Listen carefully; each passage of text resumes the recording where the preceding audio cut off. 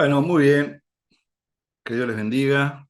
Como ven, estamos ya hoy en la última clase de esta maravillosa materia y como podrán ver, acá tengo un texto que tiene mucho que ver con la materia, ¿no? Los hechos hablan más que las palabras, o las vibras hablan más que las palabras, y tiene mucho que ver justamente por la temática a la cual vamos a hablar el día de hoy. Y el liderazgo tiene mucho de hechos y no palabras, ¿sí? Tiene mucho de hechos y no palabras. Los hechos son valores y los valores en los creyentes deben ser puros. No puede ser cualquier tipo de valor, no puede ser cualquier tipo de hecho. Entonces, nosotros como cristianos entendemos que debemos saber diferenciar lo uno de lo otro. Y un valor cristiano y un valor humano es saber ser un buen líder, por ejemplo. Y cuando decimos saber ser un buen líder, decimos saber ser un buen hombre, una buena mujer, un buen esposo, una buena esposa. El que no sabe administrar su casa no puede administrar la iglesia. Hechos más que palabras. ¿Se entiende lo que les digo? Entonces, aunque no tengamos una posición definida, un cargo muy definido en lo ministerial muchas veces, o en el trabajo donde estemos, en lo que estemos realizando, pero sí ya hay un lugar y un cargo que estamos ocupando y que es nuestro lugar en el reino como ministros, como siervos, como esposos, como esposas. Entonces, todos somos líderes en algún área, en algún lugar, incluso en nuestra comunidad, más allá de nuestra iglesia. ¿Se entiende esto, verdad? Y hablando de eso, justamente, hechos y no palabras, vibras hablan más que las palabras, o hechos hablan más que las palabras, también el tipo de líder va a hablar más, ¿verdad? Los hechos que lo que él diga. Él puede decir muchas cosas buenas, pero hacer muchas cosas malas. Puede decir que es un buen cristiano y vivir una vida no cristiana. Puede decir que es un hombre fiel, pero no congregarse fielmente, no diezmar, no ofrendar, no estar sujeto al pastor, ser un rebelde, tener siempre la razón. Eso no es ser un buen administrador y eso no es ser un buen cristiano, porque justamente con sus hechos está negando la autoridad que Dios da. Entonces, debemos tener mucho cuidado con esto porque es una línea muy finita y mucha gente no la reconoce como la línea finita que hay entre la diferencia entre líder y jefe. Por ejemplo, el jefe es una autoridad, obviamente es un privilegio, es un cargo de mando, ¿ah? Y, por supuesto, el jefe ordena. Acá mando yo y es lo que se hace. Y hay muchos cristianos que viven una vida de jefe dentro de sus casas y en la iglesia y en el servicio. Acá mando yo y se hace lo que yo digo, porque yo soy la autoridad. Eso no es ser un líder, eso es no ser fiel.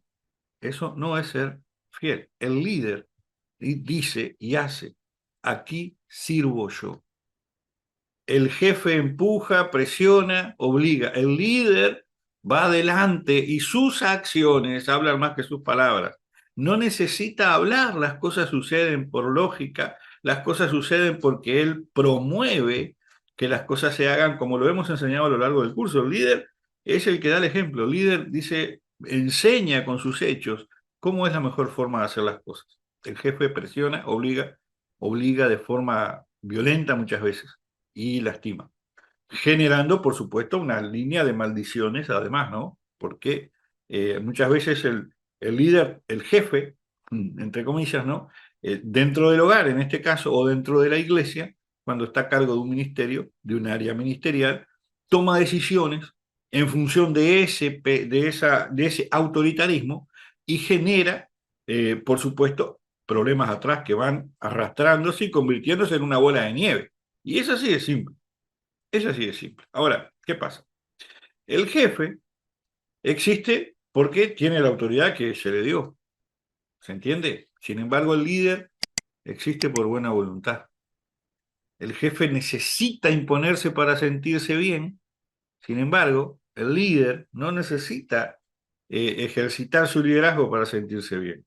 Él sirve y eso ya le es suficiente. ¿Entienden esto, no? Hay gente que hasta que no da órdenes, como que no descansa. Necesita dar órdenes y hablar mal para que sentirse tranquilo y ver que la gente obligada hace lo que él quiere. Eso es autoritarismo, no es liderazgo. ¿Entiende? Porque en ese sentido, los hechos hablan inspirando miedo. Es un líder, en realidad es un jefe, ocupa un cargo de liderazgo, evidentemente, pero es un jefe que inspira miedo, temor y no confianza. El líder, el hombre, la mujer de Dios, inspira confianza, empodera a su gente, los entusiasma a estar con él, los entusiasma a estar presente y los entusiasma a ocupar su lugar, aunque su jefe, en este caso el líder, pastor, no esté, ellos van a hacer su buen trabajo porque lo hacen con ganas, con ánimo pronto. ¿Entienden? Entonces es diferente temer al jefe, es diferente temer al marido que amar al marido. Hay mujeres que no aman a sus maridos hace mucho tiempo, porque el temor ha ocupado el lugar del amor. Y eso ocurre también dentro de las iglesias y ocurre dentro de los matrimonios cristianos. También pasa con mujeres, hombres, ¿verdad? Hay hombres que ya no aman a sus esposas porque han sido jefes y no líderes, porque a veces ocurre que el liderazgo está sobre una mujer y no sobre el hombre en el matrimonio, y eso está en la palabra también. Hay liderazgos de las mujeres que hay que reconocer y respetar, ¿verdad? Y hay hombres que son terribles para el liderazgo y terribles para la administración del hogar. En este caso es mejor que lo haga una mujer. Y cuando la mujer se convierte en un jefe y no en un líder, destruye al hombre. No son en todos los casos, pero suele ocurrir también. Entonces, hay que tener cuidado con eso también. Otro, otro hecho que habla más que palabras en el liderazgo, mal entendido, en este caso con el autoritarismo de un líder que actúa más como un jefe, siempre busca culpables, siempre busca echarle la culpa a otro. ¿Ah? Entonces, y también en eso de que busca culpables, busca castigar al culpable. ¿Ah? Ese es un tema que tenemos que tener cuidado. ¿Ah? Sin embargo, el líder a la manera de Dios, ¿verdad? Trata de mantener la llama encendida, trata de corregir el error y de comprender a la persona antes que complacerse en el dolor causado por ejecutar un juicio o un castigo. ¿Sí?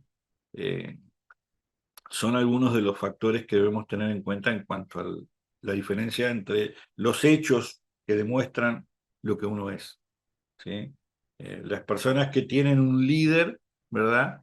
Se pueden cansar trabajando o sirviendo. A un líder conforme al corazón de Dios pueden fatigarse, cansarse y en algún momento hasta debilitarte, pero nunca van a dejar de trabajar, nunca van a dejar de servir y lo van a hacer con alegría y lo van a hacer con gozo. ¿Por qué? Porque el líder inspira esa alegría, esas ansias de servir y trabajar, y no así el jefe. El jefe plantea el trabajo y al que tiene que hacer el trabajo lo ve como una carga y no lo ve como un privilegio. ¿Me entienden la gran diferencia que hay? Que hay cosas que debemos tener muchísimo cuidado, ¿sí? Porque eh, podemos caer en esa línea. Y es muy delgada, como le dije al principio. Fíjense, por ejemplo, usted puede saber cómo se hacen las cosas y puede saber muchas cosas, pero puede equivocarse en cómo transmitirlo. Entonces, un buen jefe sabe hacer las cosas, ¿verdad? Un buen jefe sabe hacer las cosas, pero un buen líder enseña cómo se deben hacer. Hay diferencias. Hay diferencias muy grandes. ¿Tá? Por ejemplo, fíjense, el jefe trata de autoritarismo y manejo. El líder trata de preparación y docencia. Fíjense qué gran diferencia. Al jefe no le importa profundizar en relaciones con la gente y son esos hombres y esas mujeres que no hablan. Usted reconoce a un espíritu de jefe, ¿sí? A un espíritu dominador y en muchos casos termina siendo un espíritu de control, lo que está dominando esa mente, que tiene raíces en la amargura, tiene raíces en pactos, tiene raíces en pecados ocultos, muchas veces, o la mayoría de las veces, ¿sí? Y usted los reconoce a esos hombres, los reconoce a esos hombres porque no abren su corazón, no hablan. Es así de simple. Esos hombres y esas mujeres no hablan. Ellos tienen la razón, no confiesan pecados, no hablan con nadie, no abren su corazón a nadie, no transmiten sus temores porque simplemente no les interesa que los demás vean sus debilidades. Eso es un espíritu de control, eso es un jefe, es un demonio. Y mucha gente, muchos creyentes están eh, bajo esa influencia. Sin embargo, el líder conoce a cada uno de los que están con él y los que están con él también lo conocen a él. O sea, la gente que usted lidera tiene que conocer sus altos y bajos. Mostrar la debilidad que uno tiene, las falencias que uno tiene, no nos hace más débiles, nos hace más fuertes. Jesús lo hizo. Entonces tenemos el diseño de Dios para llevar adelante. El jefe, como está con ese espíritu de control, con ese espíritu de autoritarismo, no respeta las personalidades de la gente, sino que trata de someterlas a su voluntad. Y eso, como dice el texto acá arriba, los hechos hablan más fuerte que las palabras. Entonces no necesita decir que está en esas condiciones, sus propias actitudes nos dicen que la persona está en esas condiciones. Y nosotros estamos en un curso de liderazgo. Debemos reconocer a la gente que está con nosotros, debemos reconocer a la gente que trabaja con nosotros, ¿sí? A la gente que trabaja con nosotros. Por ejemplo, el, el, mientras que el líder se preocupa en preparar todo para que se hagan las cosas, el jefe, el autoritario, simplemente llega a controlar que esté todo hecho, que esté todo bien hecho. ¿Ven la diferencia, no? Mientras el líder va un pie más adelante, ¿ah? El jefe va a un pie al costado o un pie atrás mirando que vayan caminando derecho. Son cosas muy distintas. ¿Por qué? Porque el líder, y lo hemos hablado en la clase, en clases anteriores, el líder hace que la gente común se convierta en gente extraordinaria, en gente comprometida, en gente que no tiene interés en nada, se comprometa con una visión y con una misión, ¿verdad? Que entiendan la trascendencia de la misma y vayan en pos de ella. Le da significado a la vida de los seguidores. ¿Por qué? Porque el líder, según el corazón de Dios, se convierte en un arquitecto del ser humano, en un arquitecto de cualidades, en un arquitecto de personalidades. ¿Por qué? Porque vamos edificando, por eso Jesús, el Espíritu Santo a través de Pablo dijo que los ministerios, los liderazgos fueron entregados a la iglesia. ¿Para qué? Para edificar a la iglesia. ¿Quiénes son los que edifican? Justamente los que diseñan la construcción, los arquitectos. Entonces, debemos tener en cuenta todas estas cosas en cuanto al servicio y en cuanto al liderazgo, porque las vamos a necesitar tener en clara, no muchas veces, las tenemos que tener claro siempre. Otro, otro aspecto, como habrán escuchado que hubo una pausa en la grabación, otro aspecto que nosotros no podemos descuidar justamente en lo que vibras o hechos hablan más que las palabras, es el estar bajo autoridad, es algo que es excluyente, ¿no? O sea, si yo no estoy bajo autoridad, se nos complica. Nosotros podemos ir y vamos a ir a Colosenses, ¿sí? Vamos hasta Colosenses capítulo 4 y vamos hasta el versículo 7 en adelante. Fíjense lo que dice.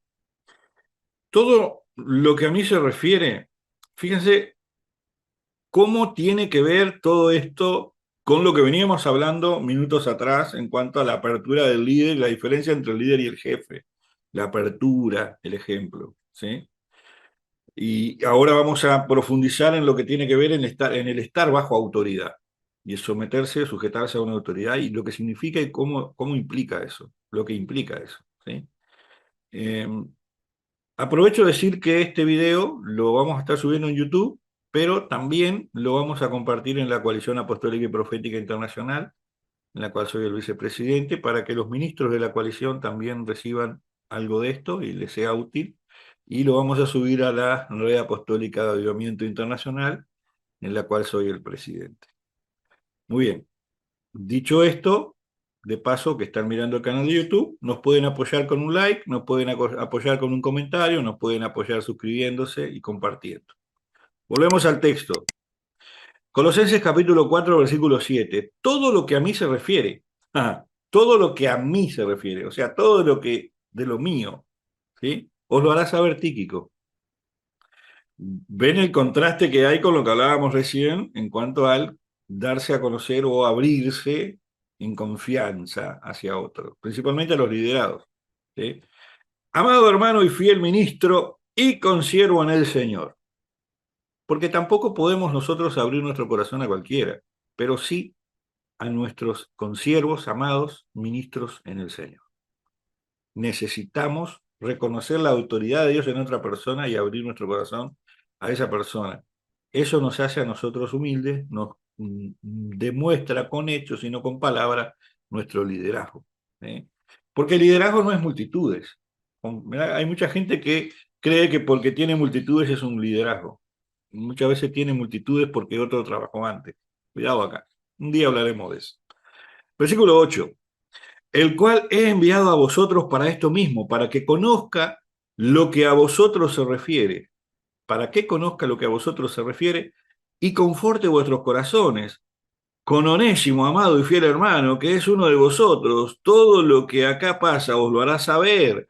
Aristarco, mi compañero de prisiones, os saluda, y Marcos, el sobrino de Bernabé, acerca del cual habéis recibido mandamientos, si fuera vosotros recibirle, y Jesús, llamado justo, que son los únicos de la circuncisión que me ayudan en el reino de Dios, y han sido para mí un consuelo, fíjense.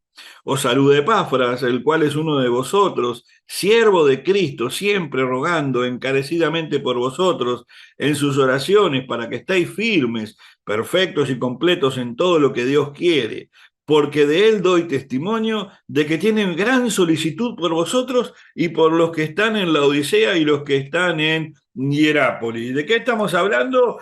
Pablo está reconociendo el liderazgo de otra persona y dándole, impulsando a otro líder, hablando de las necesidades, hablando de las situaciones, queriendo interiorizarse de los demás. El liderazgo no es lo mismo que la jefatura. Como el liderazgo no es lo mismo que la jefatura, nosotros tenemos que ver que Pablo les dice, y vamos a parafrasear un poco, Pablo les dice, yo lo envío a ustedes para que tengan noticias de nosotros y así se animen. Y en el versículo 12, cuando habla de Epafras, le dice, Epafras es siervo de Jesús y está siempre luchando en oración por ustedes, para que ustedes estén convencidos, para que se mantengan firmes cumpliendo la voluntad de Dios. Me consta que Él se preocupa por ustedes, me consta que lo hace por ustedes y por los que están en la otra iglesia, la Odisea. ¿Entienden esto? Esto es lo que Pablo está diciendo. Es tremendo lo que Pablo está haciendo. Un ejemplo de liderazgo. Un ejemplo de liderazgo que no es lo mismo que un jefe. Entonces, nosotros tenemos que entender que un liderazgo a la manera de Cristo implica una entrega sacrificial tan alta, ¿verdad? Que solamente los verdaderos líderes lo van a entender. Y para eso es necesario que el líder cuente con una pastoral que lo cuide y que lo apoye. El pastor debe estar a los brazos dispuesto, con los brazos abiertos para fortalecer a su líder, el apóstol, a sus pastores y así sucesivamente. Nosotros tenemos que entender que si vamos a estar en algún servicio en el ministerio, necesitamos asumir doble compromiso. ¿Por qué? Porque el doble compromiso implica, yo como ministro quiero cuidarte, mi pastor quiere cuidarme, mi líder quiere cuidarme, pero yo como pastor necesito que vos te dejes cuidar.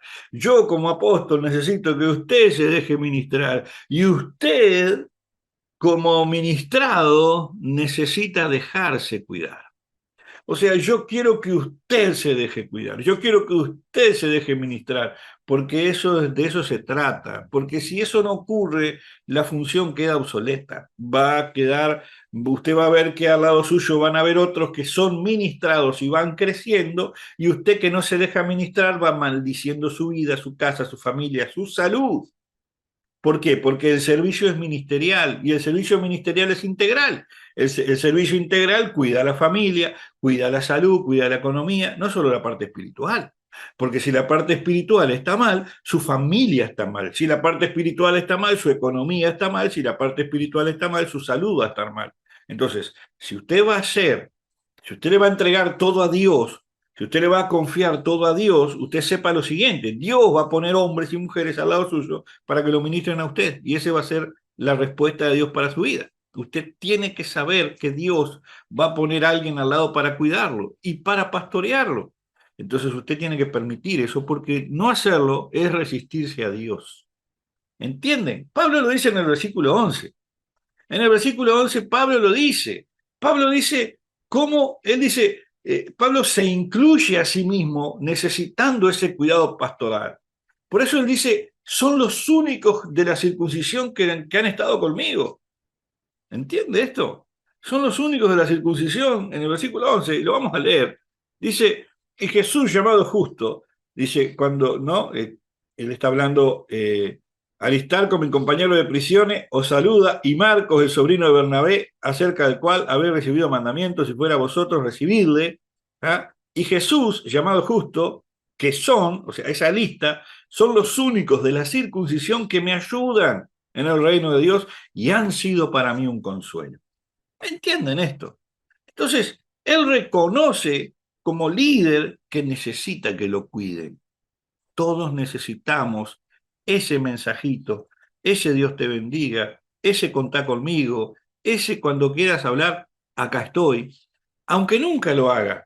Pero el saber que del otro lado de la pantalla, o del otro lado de la ciudad, o del otro lado del continente, hay un hermano, un ministro, un pastor, un apóstol que está orando por mí, que me ofrece su brazo para ministrarme, a mí me tiene que consolar. Y eso muchas veces es lo que necesitamos.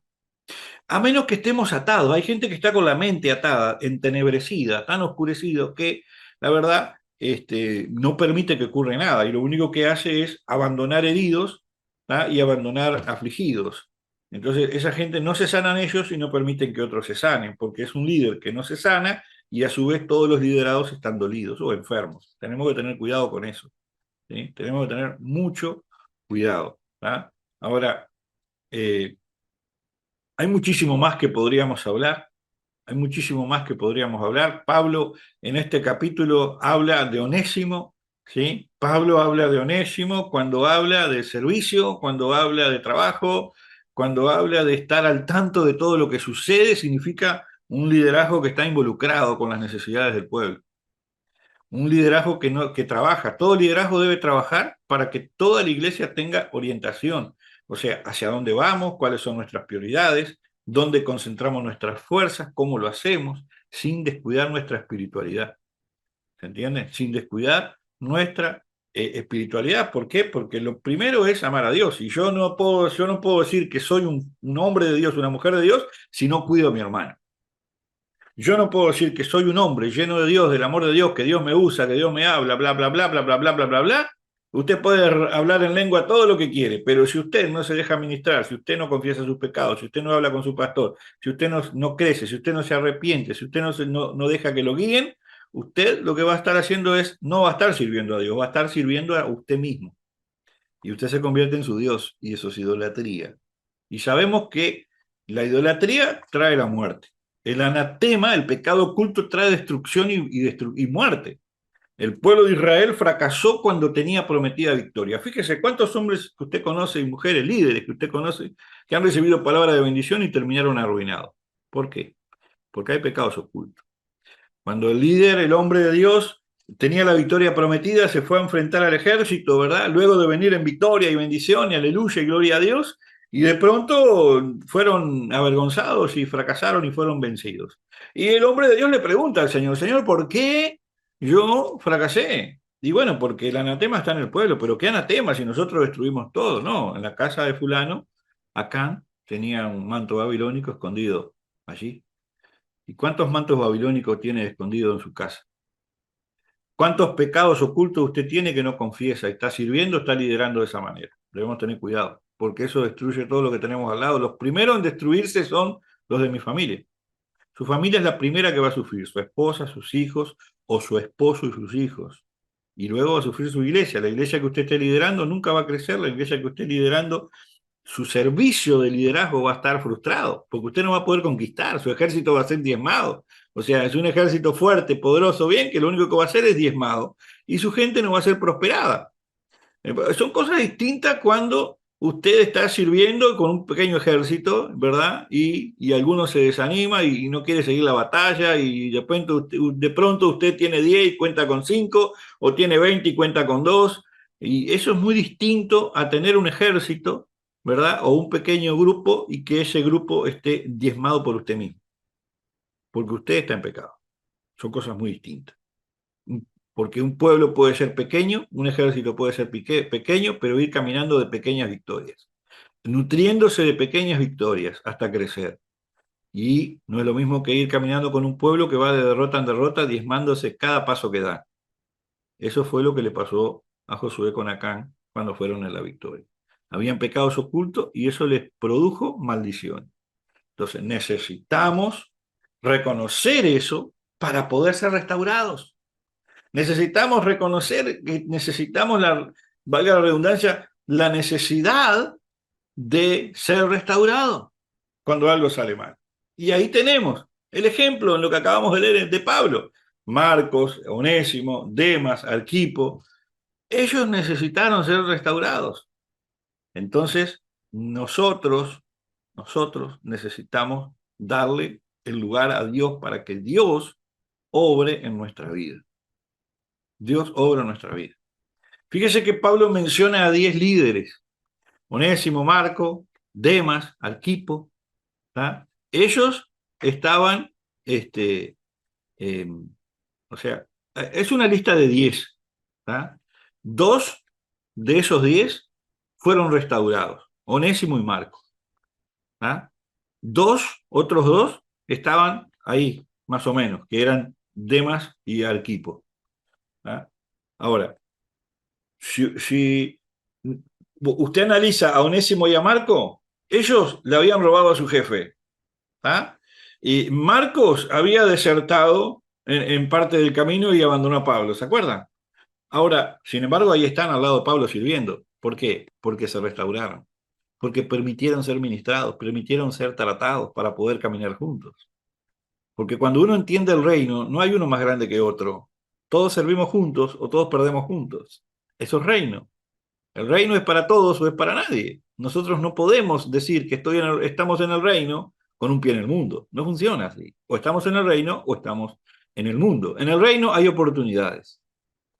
¿Ah? Ahora, vemos que los vemos en este capítulo y vemos una nueva oportunidad para ellos. Y ves a Onésimo, que había robado, en este momento se le había dado la confianza de llevar la carta. Y vemos a Marcos siendo encomendado por Pablo cuando le dice, recíbanlo si va a ustedes.